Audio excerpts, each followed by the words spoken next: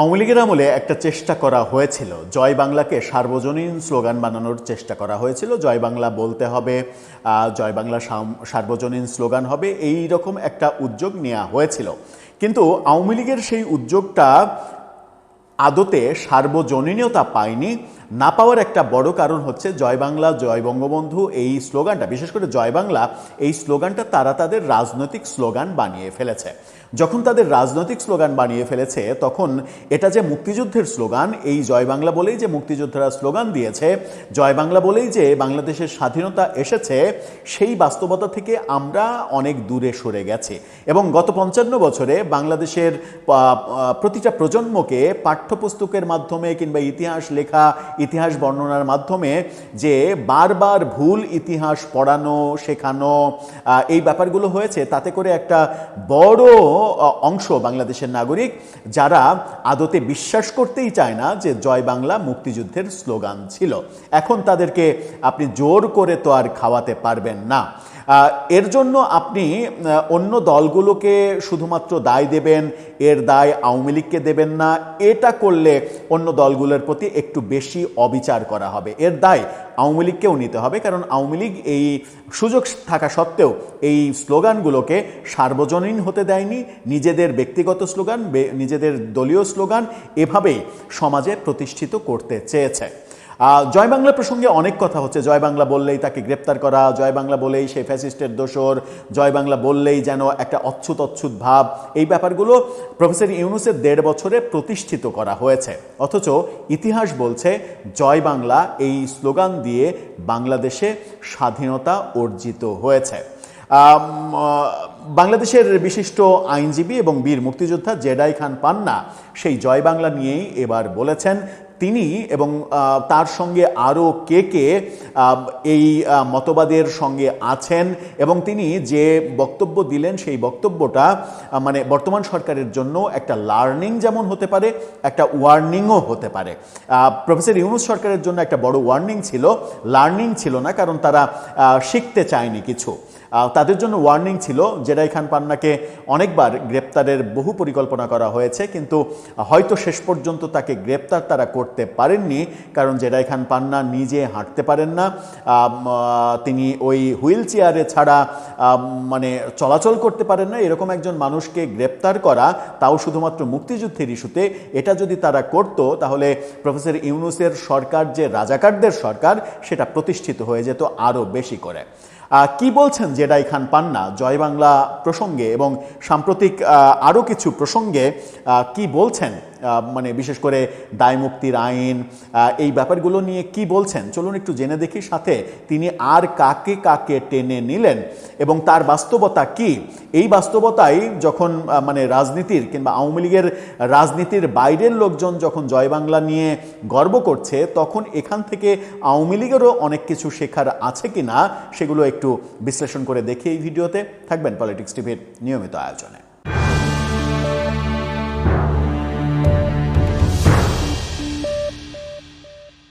দর্শক, ২০২৪-এর ৫ আগস্ট আওয়ামী লীগ সরকারের পতনের পরে গত ২০-২১ মাসে আওয়ামী লীগ টিকে আছে কি জন্য, এই প্রশ্ন যদি আপনি করেন কিংবা আমি করি, তাহলে উত্তরটা কি হবে? উত্তরটা বোধহয় খুব সহজ সরলভাবে এটাই হবে, সেটা হচ্ছে যে যারা একনিষ্ঠভাবে আওয়ামী লীগ করে না কিংবা যারা আওয়ামী লীগের কাছে কোনো ধরনের কোনো সুবিধা আদায় করেনি কিংবা একেবারে স্রেফ মুক্তিযুদ্ধের আদর্শ যারা লালন করেন, তাদের ওই মুক্তিযুদ্ধের আদর্শের মাধ্যমে, মুক্তিযুদ্ধের আদর্শের উচ্চারণের মাধ্যমেই মূলত আওয়ামী লীগের রাজনীতি টিকে আছে গত ২০-২১ মাস ধরে। এবং সেই টিকে থাকাটা আওয়ামী লীগের তৃণমূলের নেতাকর্মীদের অ্যাক্টিভিটিসের মাধ্যমে একটা ভালো পর্যায়ে গেছে। ২০২৪-এর ৫ আগস্টে যে চরম অধঃপতন এবং চরম সংকটের মধ্যে পড়েছিল তারা এবং জনপ্রিয়তায় চরমভাবে ধস নেমেছিল, সেটা আস্তে আস্তে তারা ফিরে পেয়েছে। এবং ফিরে পাওয়ার পেছনে অন্যতম প্রভাবক হিসেবে কাজ করেছে প্রফেসর ইউনূসের মেটিকুলাস ব্যর্থ শাসন কায়েম করা। এবং এই ব্যর্থতার কারণে আওয়ামী লীগ আসলে নিজেদের জায়গাটা তৈরি করতে পেরেছে।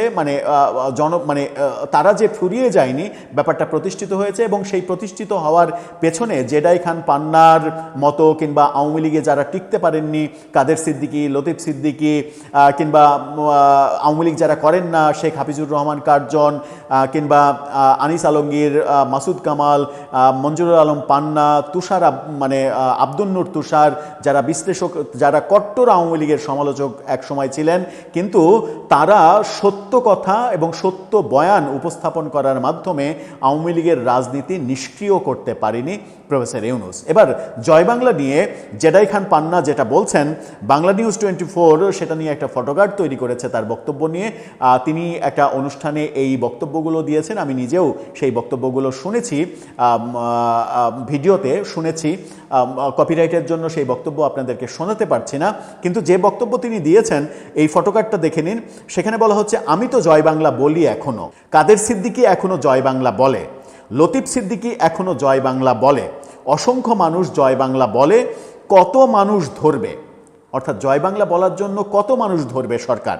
জয় বাংলা মুক্তিযুদ্ধের স্লোগান, প্রত্যেকটা যুদ্ধে যাওয়ার আগে ও জেতার পরে জয় বাংলা স্লোগানে কাঁইপা উঠছে। খুবই স্পষ্ট বার্তা, জয় বাংলা আওয়ামী লীগের স্লোগান না। জয় বাংলা 1971 সালে 7 কোটি মানুষের সবার স্লোগান ছিল। শুধুমাত্র এক্সেপশনাল ছিল রাজাকার আলবদর আল শামস এবং পাকিস্তানি বাহিনী, তার পক্ষে যারা মুষ্টিমেয় মানুষ যারা অংশগ্রহণ করেছিল এবং পাকিস্তান পন্থা কায়েম করার চেষ্টা করেছিল, তারা জয় বাংলাকে ঘৃণা করত। তা বাদে 7 কোটি মানুষের প্রায় সবাই এই জয় বাংলাতে উদ্বুদ্ধ হয়েই মহান মুক্তিযুদ্ধে ঝাঁপিয়ে পড়েছিলেন। বীর মুক্তিযোদ্ধারা মুক্তিযুদ্ধ করেছে। তারপরে বিভিন্ন ঘটনার পরম্পরায় আমরা দেখেছি রাজনৈতিক বিদ্বেষ, রাজনৈতিক বিভেদ, বহু দলের জন্ম, বহুভাবে রাজনীতির কুটোচাল, সূক্ষ্ম চাল, এই ব্যাপারগুলোতে নানাভাবে আমাদের মহান মুক্তিযুদ্ধের অর্জন ক্ষতিগ্রস্ত হয়েছে। কিন্তু আমি ওই যারা ক্ষতিগ্রস্ত করেছে তাদের দায় দিতে চাই খুব কম। আমি একটু আওয়ামী লীগের আলোচনায় আসতে চাই। এই যে জেডাই খান পান্না, তিনি কি আওয়ামী লীগের কোনো নেতা? তিনি কি আওয়ামী লীগ করেন? এখন বহু আগে তিনি আওয়ামী লীগের সঙ্গে যুক্ত ছিলেন, এখন তিনি আওয়ামী লীগের কেউ নন। এই যে বঙ্গবীর কাদের সিদ্দিকী, তিনি আওয়ামী লীগে টিকতে পারেননি, আওয়ামী লীগে টিকতে না পেরে আলাদা দল করেছেন। এই যে লতিফ সিদ্দিকী, সাবেক মন্ত্রী, তাকে আওয়ামী লীগ থেকে বহিষ্কার করা হয়েছে। এই যে ডক্টর কামাল হোসেন, তাকে আওয়ামী লীগ করতে দেয়া হয়নি, আসলে তিনি আওয়ামী লীগ থেকে বেরিয়ে যেতে বাধ্য হয়েছেন, গণফোরাম করেছেন। ডক্টর কামাল হোসেন পর্যন্ত আজকে মানে বঙ্গবন্ধুর কথা বলেন, জয় বাংলার কথা বলেন। কাদের সিদ্দিকী, লতিফ সিদ্দিকীরা তো বুক ফুলিয়ে বলেন যে জয় বাংলা আমার স্লোগান, মুক্তিযুদ্ধের স্লোগান, বঙ্গবন্ধুর স্লোগান, এটা শেখ হাসিনার স্লোগান না, এটা আওয়ামী লীগের স্লোগান না, এটা মুক্তিযুদ্ধের স্লোগান, এই স্লোগান আমি দেব। এখন এই যে প্রেক্ষাপট, মানে আমি যেটা বলতে চাচ্ছি সেটা হচ্ছে যে আওয়ামী লীগের রাজনীতি গত 20-21 মাসে আসলে টিকে আছে কেন? মূলত আওয়ামী লীগ যারা করে না তাদের স্পষ্ট কথার মাধ্যমেই আওয়ামী লীগের রাজনীতির অস্তিত্ব এখনো টিকে আছে। কিন্তু আওয়ামী লীগ ক্ষমতায় থাকতে এই মানুষগুলোকে বিন্দু মাত্র কখনো মূল্যায়ন করেনি। কোনো একটা, আমি নাম বলতে চাই না, কোনো একটা নির্বাচনের আগে বাংলাদেশের বরেণ্য একজন নাট্য ব্যক্তিত্বকে শেখ হাসিনা আমন্ত্রণ জানিয়েছিলেন। সঙ্গে তিনি মানে তার নাট্য নেতাদের নিয়ে যেন মিটিংয়ে উপস্থিত হন, সেই কারণে শেখ হাসিনা নির্বাচনের আগে তাকে ডেকে পাঠিয়েছিলেন। তো সেই নাট্যজন আমার ব্যক্তিগতভাবে আমার খুব কাছের মানুষ। শেখ হাসিনা 5 বছর পরে মনে হয়েছে তার এরকম একজন নাট্যজন আছে যাকে নির্বাচনের আগে দরকার, নির্বাচনের আগে তারা যদি 2-4টা কথা বলে মিডিয়াতে তাহলে আওয়ামী লীগের নির্বাচনের জন্য সেটা কাজে লাগবে, সেজন্য ডেকে পাঠিয়েছেন। শেখ হাসিনার সঙ্গে মিটিংয়ে ওই বরেণ্য নাট্যজন তিনি কোনো ধরনের ভয় ডর বিহীন স্পষ্টভাবে বলেছেন যে আমরা নাট্যকর্মীরা, আমরা সাংস্কৃতিক কর্মীরা, আমরা যে বাংলাদেশের নাগরিক, আমরা যে বাংলাদেশে আছি, এটা আপনার মনে পড়ে 5 বছর পর পর নির্বাচনের আগে। যখন নির্বাচনের আগে আপনার ভোটের প্রয়োজন হয়, ভোটের প্রচারের প্রয়োজন হয়, তখন মনে পড়ে যে আমি আছি কিংবা আমরা আছি। নির্বাচনে বিজয়ী হওয়ার পরে পরবর্তী 5 বছর আপনার আর মনে থাকে না যে এই দেশে সাংস্কৃতিক কর্মীরা আছে, কিংবা এই দেশের সাংস্কৃতিক কর্মীরাই স্বাধীন বাংলা বেতার কেন্দ্রে গান গেয়ে কিংবা মুক্তিযোদ্ধাদের বিভিন্ন ক্যাম্পে ক্যাম্পে গিয়ে গান ফেরি করে মুক্তিযোদ্ধাদের যে অনুপ্রেরণা, সেই অনুপ্রেরণা দিয়েছে। স্বাধীন বাংলা বেতার কেন্দ্র থেকে ওই এম.আর. আক্তার মুকুল চরমপত্র পাঠ করে, জীবনের রিস্ক নিয়ে চরমপত্র পাঠ করে কি সীমাহীন মানে যুদ্ধটা করেছেন, মুক্তিযোদ্ধাদের উৎসাহ দিয়েছেন প্রতি মুহূর্তে ইয়াহিয়া খানদের পরাজয়ের গ্লানি প্রচার করে, সেই ব্যাপারগুলো সবথেকে বেশি স্মরণ করা, সবথেকে বেশি মূল্য দেওয়ার দায়িত্ব, দায়বদ্ধতা, দায়বোধ যার থাকার কথা ছিল কিংবা যে দলের থাকার কথা ছিল, সেই আওয়ামী লীগ এদেশে কখনোই তাদের শাসনামলে সাংস্কৃতিক কর্মীদের কিংবা যারা প্রকৃত মুক্তিযুদ্ধের পক্ষের শক্তি তাদেরকে মূল্যায়ন করেনি, তাদেরকে সম্মান করেনি। আমরা তাদের সরকারের আমলেই দেখেছি এদেশে প্রতি বছর সাংস্কৃতিক ক্ষেত্রে বাজেট কমেছে, এদেশে প্রতি বছর পক্ষান্তরে মাদ্রাসার উন্নয়নকল্পে বাজেট বেড়েছে, তিনি নিজে কওমি জননী উপাধি নিয়েছেন।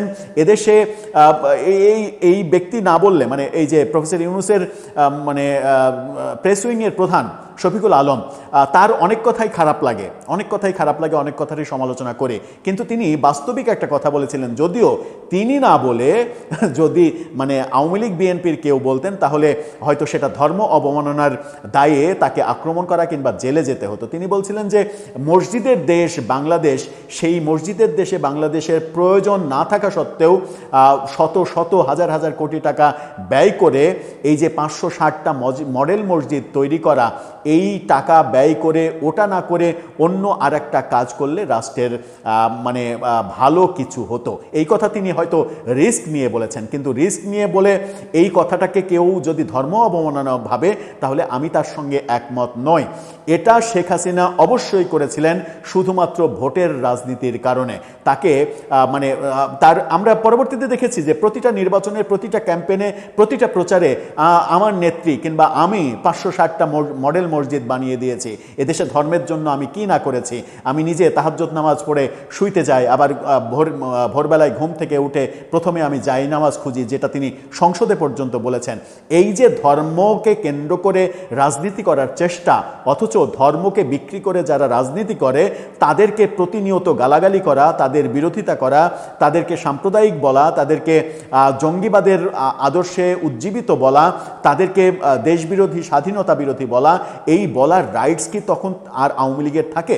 আওয়ামী লীগ নিজেও তো ধর্ম নিয়ে রাজনীতি করেছে এবং তার শাসন আমলে সব থেকে বেশি ধর্ম নিয়ে রাজনীতি করেছে।